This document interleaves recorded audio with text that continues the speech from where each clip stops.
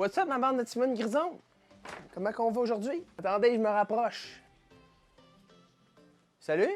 Écoute, nouvelle vidéo, drette pour toi, oui, toi qui regarde, là, juste pour toi. Je te le dis. Aujourd'hui, nouvelle vidéo, bien sûr. Quelques petits annoncements à vous faire.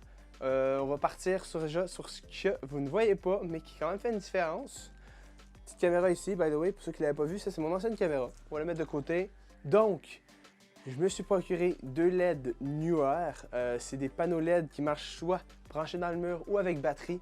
Ce qui va pouvoir me permettre de faire des shoots dans plusieurs places. Je vais pouvoir les amener, les installer en extérieur et faire des photos avec des différents styles. Je pourrais mettre des panneaux de couleurs devant, faire des styles plutôt spéciaux.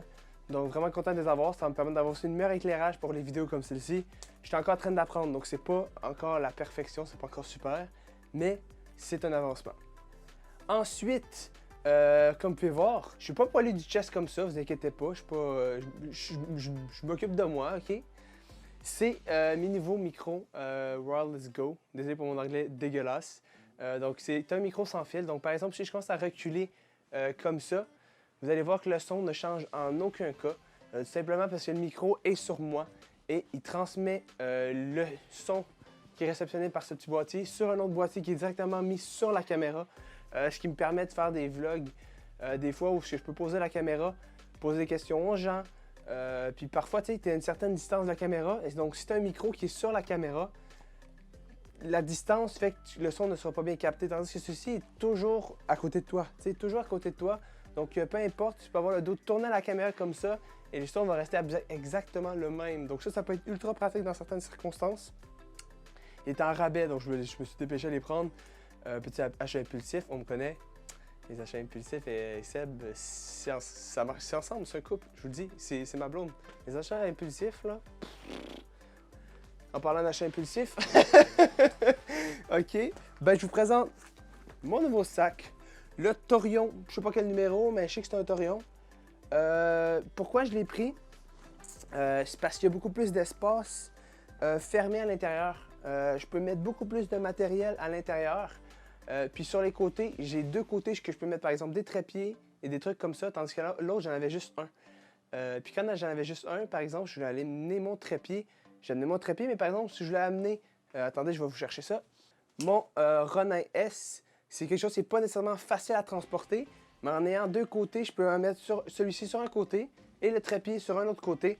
Donc le transport est beaucoup plus efficace et le caisse est quand même plus rigide et beaucoup plus solide.